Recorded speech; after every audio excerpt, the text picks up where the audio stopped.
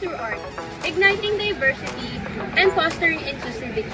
I am Athena Aquino, together with President John Furia, and of course, James Madampa, to display FEU's treasures in Thai Happy Halls. Diversity is the pride of Far Eastern University in Day Happy Halls. It is encouraged among students.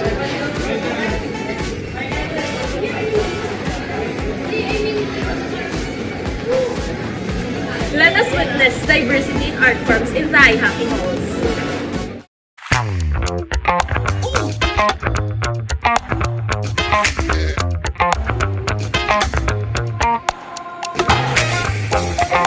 Here I am standing in front of the Far Eastern University Institute of Architecture and Fine Arts, or what every Tamaraw student called as the IARFA building. This building is formerly known as the Law Building. IARFA building is one of the 6 buildings in Far Eastern University that is part of the NCAA, or the National Commission for Culture and the Arts, through Museum Declaration. Given by the National Museum of the Philippines, the Architecture and Fine Arts Building serves as the recognition of heritage building in the campus. The Architecture and Fine Arts Building shows what we call the Art Deco. The building shows sleek and geometric features with its cubic forms that embrace the definition of Art Deco. These sleek designs and features would certainly catch anyone's attention.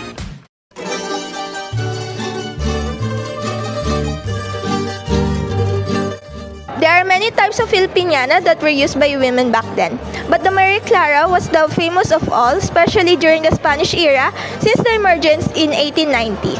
The dress was named after the character Maria Clara from the novel of Dr. Jose P. Rizal, and it also symbolized the interwoven cultures of Spain and the Philippines. The Barot Saya Maria Clara was inspired and influenced by the Spanish culture, where the Christian missionaries forced or led Filipino women to wear this kind of clothing in 18th century. It consists of 4 pieces: the baro, which is the top, or the kamisa, the saya, which is the bottom, the panuelo, and the tapis.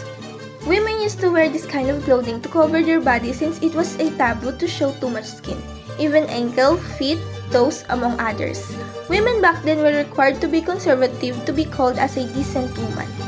The clothing restrictions imposed by the Spaniards brought about the use of starch, pina, and finer forms of sinamay and juicy, or what we call silk.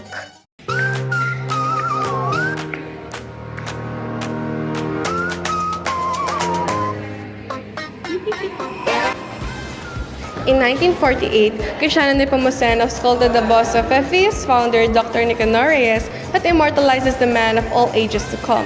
It is intended to convey the images of personages of the time. The infamous bust of Dr. Nicanor is located at the 3rd floor of FEU Library. Despite the little information we had on the creation of the sculpture for the Tamaraws, it is enough of a statement already. The bust, who stood its pride on the 3rd floor of the FEU Library, is an enough statement to Tamaraws who invented the school they uphold with pride. The magnificent head who planned FEU and made it come to life. The head who led so that FEU would come this far with its achievements and accomplishments.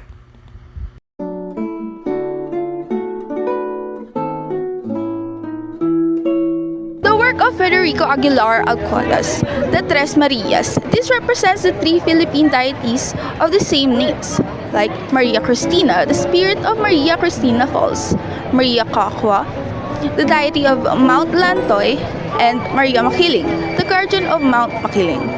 In 1970s, Federico Aguilar Alcuaz began his Tres Marias series. This 1984 masterwork by Tres Marias showcases the artist's deft use of portraiture while capturing the elegance, beauty, and charm of his figures. The clothing and the color scheme have Spanish influences. Unlike the other works in Tres Marias series that feature traditional Filipina attire, this one features more contemporary fashion on the women because of his confident brushstrokes, sophisticated figurative technique, and vivid color schemes that establishes the overall mood.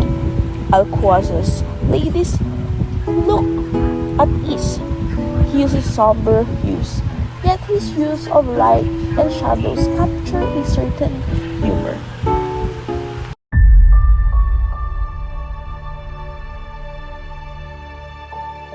Among the artworks at FEU Chapel, one stands out mainly because of two things. One, it is located at the center, above the elevated altar. Two, it was created by the master of Angono and the second national artist, Carlos Botong Francisco. Designed in 1956, it was made from oil on canvas. Unlike Matthias Grunewald's crucifixion, Francisco's depiction of Christ did not show him in a brutal state.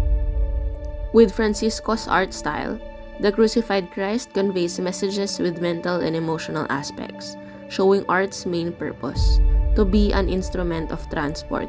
Indeed, the crucified Christ is the highlight of the FEU Chapel.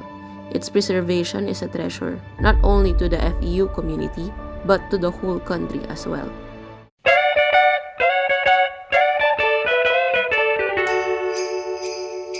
When it comes to entertainment, a comic strip is just what you need to seek out. A medium that captures the slice of life in every Filipino society. This is the Laris Alcala's legacies that inspires a new generation of visual artists in the age of the contemporary world.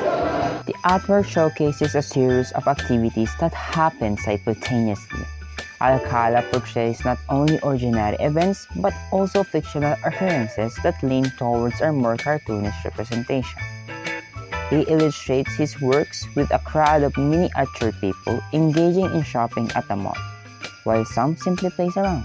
Additionally, in every piece that he creates, he portrays himself hidden among his works.